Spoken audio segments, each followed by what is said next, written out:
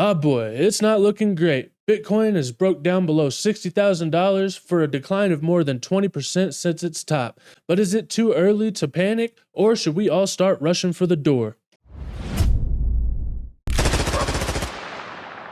At the time of recording, Bitcoin is sitting at about $57,500, just under that actually, and it does look like it's actually broken down out of this bull flag, which is not looking very good in my opinion. And I was talking about in my previous videos how we were probably going to be doing fine as long as we didn't break down below this red line, which should be the production cost or the floor price. Not only has it broken down below that red line, but it's also broken down out of this parallel channel and the downward trending support line that has been acting as support for the past couple of weeks. This is definitely causing me some concern, but as long as we don't close the day actually below this level, then I think we're going to be doing all right. And later on today, we do have the Fed meeting, which actually could send us up back into this trading channel again.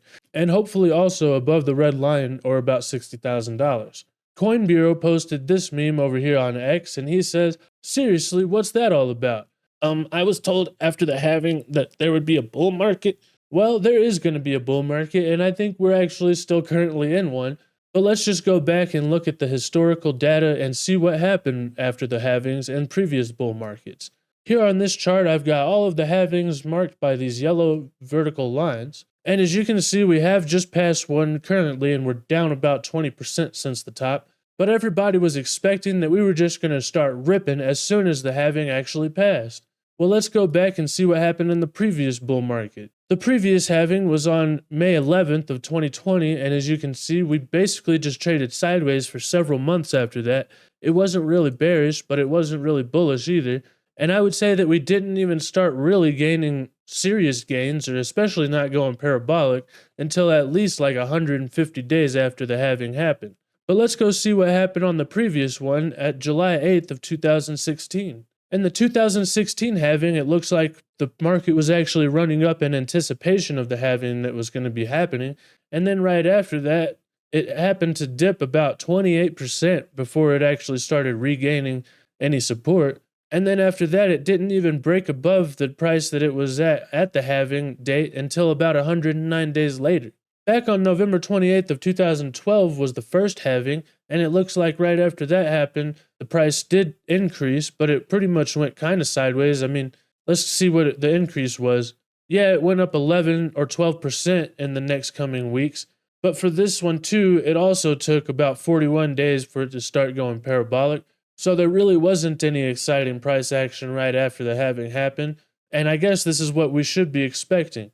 If you zoom out really far, then it does look like it just goes straight up into the right after the halving, but when you zoom in like this, you can see that it goes sideways for a little bit as people start to build their confidence, and then it starts going parabolic, but it just takes a little bit of time. Steven in my Discord said, "Coinbase integrates the Bitcoin Lightning Network and offers Dogecoin futures. Hong Kong ETFs start selling, and we dip. What did I miss? Some kind of FUD?" And no, I guess there's not really any new FUD. We had a little bit of FUD coming out last week, but he is right. We did have Hong Kong starting to trade the ETFs with Ethereum and Bitcoin both starting to sell, I think yesterday. But Bitcoin fell below $62,000 whenever that happened, because I guess people were expecting these ETFs to match the inflows that we saw over here in America, or maybe even exceed it since they have a bigger population over there in China.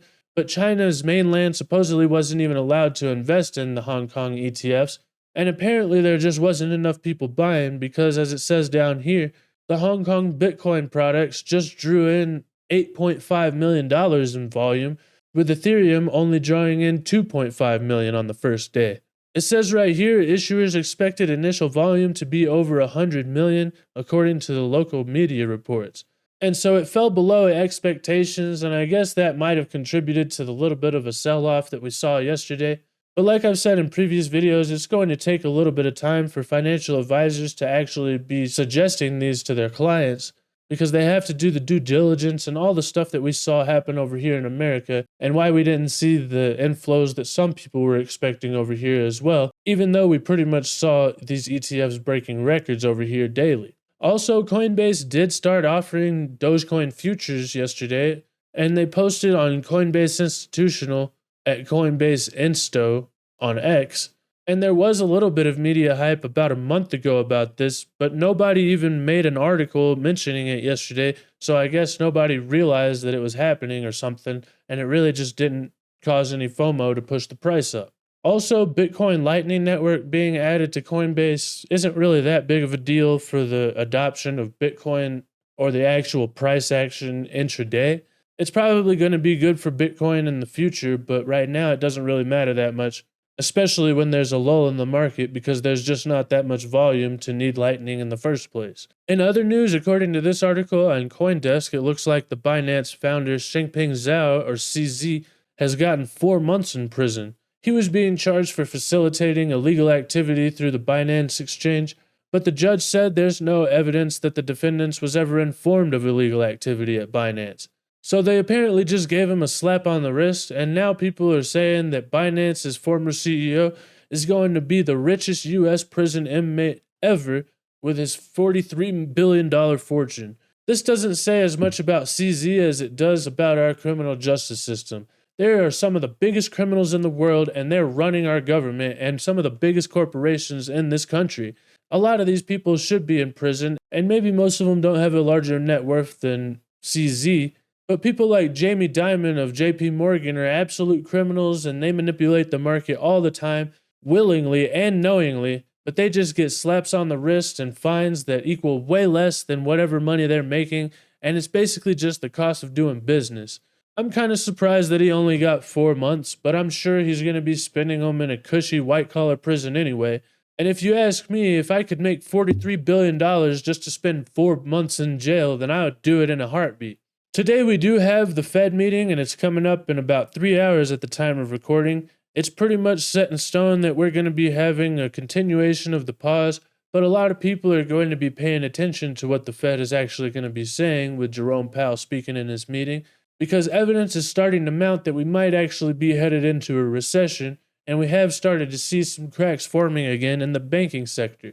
This means that if the Fed says anything about maybe being more dovish than they have been in the past, or alluding to the possibility of a rate cut sooner than September, then maybe the little bit of a sell-off that we've been seeing this morning isn't going to be that bad after all, and hopefully we can break above $60,000 again.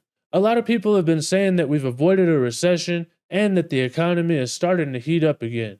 But I would say that we've been in a recession for quite some time already, but it's starting to really just get worse, and we're probably about to be headed into a depression. As I continue to say over and over again, though, I don't think this is necessarily going to be bad for Bitcoin. It could be for other risk assets like other cryptocurrencies, but with Larry Fink and these other big institutional players saying that Bitcoin is actually going to be a flight to quality or a flight to safety, it could actually act more like digital gold and fulfill that narrative, sending it skyrocketing upward in the case of a risk-on situation, or even in the face of a financial collapse. That's pretty much what happens with gold, and the reason is because no matter what's going on with the economy, if it's going up or down, the government just can't stop spending money, and that devalues the dollar against real hard assets like gold, no matter what the economy is doing. There's a few things that we have to look for to see if a recession is coming, or if it's going to be getting a lot worse to where they actually have to announce that we're in one. The first thing to look out for is that GDP is coming in lower than expected. Last week we did get GDP coming in lower than expected, with the actual being 1.6%, almost a whole point below the forecasted 2.5%. Not only did it come in lower than expected, but it came in significantly lower than the previous reading of 3.4%. And while a recession technically is a negative GDP reading, multiple readings in a row, these books are definitely being cooked, and the government changed the definition during the last recession, which happened in 2022 anyway. So really, the GDP level is probably actually negative, but if this isn't enough evidence for you, let's continue going down this list. The next thing to look out for is an oil price shock. If you guys have been looking at the gas pumps recently, then you'll notice that the gas prices have gone up from about $2 to almost $4 in just the past couple of months. And according to this report by the Board of Governors at the Federal Reserve System, there has been a long tradition of associating U.S. recessions with oil price shocks on one hand and with shocks in monetary policy or credit on the other. It has proven difficult historically to separate the role of the two explanations of the business cycle because most recessions are preceded both by higher oil prices and by a tightening in monetary policy and or credit markets. And if just seeing the numbers at the pump wasn't enough, this article at Yahoo Finance says oil has posted weekly advances amid signs of a tightening market. Oil has been rising this week amid signs of a tightening physical market, with traders continuing to assess lingering Middle East risk. I don't know about you guys, but I'm pretty sure that the Middle East risks aren't going away anytime soon, and probably oil is going to continue going up, especially as we enter the traveling season, as they call it, which is summer. But let's keep going down the list. The next thing to look out for is credit markets tightening. According to this article on Bloomberg, it looks like municipal bonds this month have showed that all credit markets are vulnerable to the worry over interest rates remaining high. I'm not paying for Bloomberg, as I continue to say, but according to the Wall Street Journal, another article that I can't fully read, JP Morgan is seeing rising default risks in the private credit market. Higher for longer interest rates are expected to increase the market's distressed debt, the banking asset managers say. Stress in the private credit market is building despite default rates rising only modestly in the past 2 years, and so we are seeing the credit market tightening, which means that banks don't want to give out more money, and mostly it's because people are taking on a lot more debt than they can actually afford to service, and default risks are rising, meaning that everybody is flat broke. Next, and this might be one of the most important ones, the inverted yield curve. Everybody talks about the 210 yield curve, and whenever it inverts, we're going to be seeing a recession coming. But what's really important is to know that we don't actually head into the recession until it starts steepening again. Right here you can see the yield curve since back in the middle of the 70s, and every time it gets below this zero mark, there is a recession coming, which is indicated by these gray boxes. Usually, though, we don't actually head into the recession as the yield curve is below the zero line. It doesn't usually happen until we get back up above it. It did back in the 80s, but since the 90s, every time we've headed into a recession, it's been after the steepening of the yield curve and after it heads back above zero.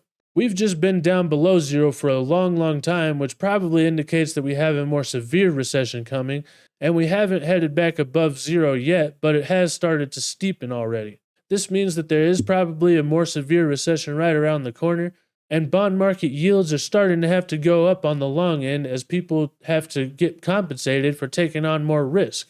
The next thing on the list is car sales collapsing. This is really just another sign that nobody has any damn money. What CarMax just said could signal a collapse in the car market. You can buy a brand new RAV4 cheaper than what CarMax is selling this used one for. It's $40,000, but you can get a brand new one, a 2024, for $38,902. The car market is all out of whack. You should go over to Car Questions Answered and subscribe to this guy's channel because he's been calling this stuff for several months.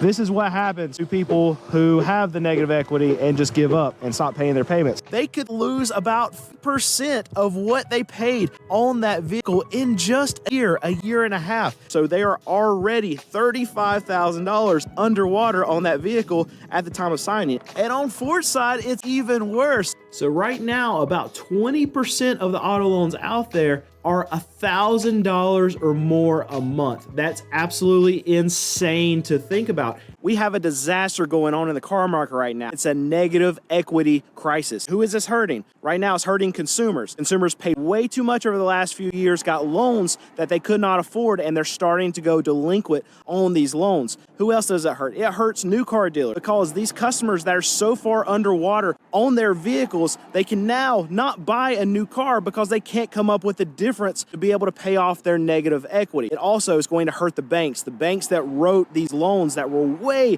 too high for the vehicle values that they were trying to loan on. They are going to lose a ton of money. And that brings us on to our next point. Banks are struggling, and it's only going to get worse, as he said, because people are defaulting on their car loans. Just last week, we saw another bank, Republic First, collapsing and being seized by the government. According to this article on Fox Business, this seizure is signaling more bank failures to come.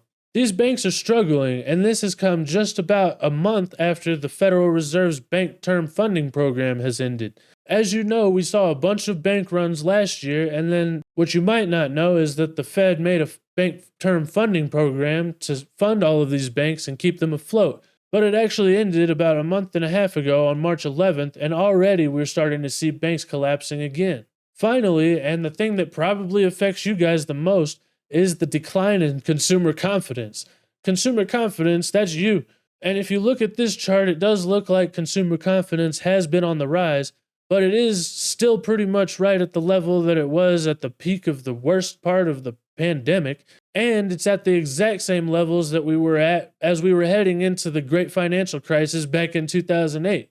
So while it does look like at the first glance that it's on the rise and consumer confidence is doing well, it's at some really historically bearish levels, and I don't think that this really means the economy is doing all that great. So let me know what you guys think in the comments. Are we actually headed into a recession, and is it time to panic? But also, what is this going to mean for Bitcoin? Is it going to act like digital gold? And also, what about altcoins? Either way, thank you guys so much for watching, and don't forget to hit that like and subscribe button if I brought you any value. But most importantly, don't forget to do only good every day, and I'll see you guys next time. Bye.